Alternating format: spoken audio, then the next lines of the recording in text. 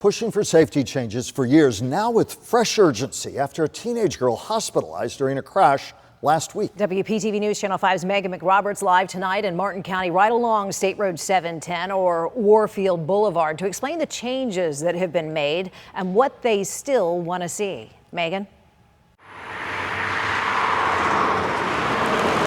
If you've ever driven on any of this 14-mile stretch of road along State Road 710 in Indiantown, chances are you've seen drivers passing each other legally, but too often, law enforcement finds people are passing illegally, crossing those double yellow lines and causing dangerous, sometimes deadly crashes. I turned my blinker on and I was turning in, and I guess he was passing and he just striked me and I flew into the ditch. 18-year-old Emily Parker, just the latest crash victim from someone passing her when they shouldn't, hitting her as she was making a left turn onto Tommy Clements Road. All I remember is waking up in the ambulance and asking if I was going to be okay. She's recovering from facial scratches. She also suffered a concussion and bruising around her body. I feel grateful. But 3 crashes out here this year have had different deadly outcomes. There have also been more than 40 other non-deadly crashes.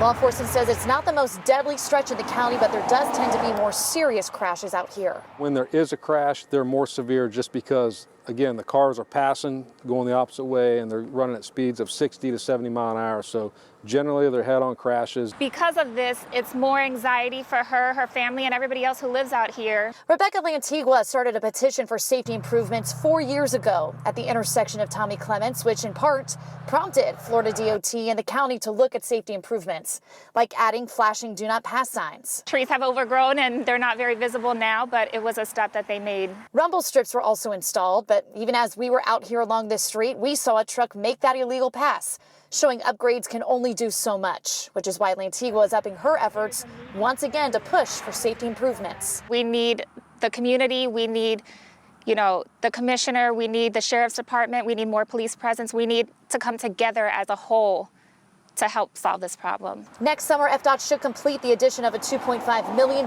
left turning lane, but Emily says it's an expansion from 2 lanes to 4 lanes that she says will make her feel safe again. I would say no longer than a year. People are losing their lives on this road, and I could have been one of those victims. And the Metropolitan Planning Organization is scheduled to discuss expanding State Road 710 in Martin County to a 4-lane highway in February at their meeting. Reporting live in Martin County, I'm Megan McRoberts, WPTV News Channel 5.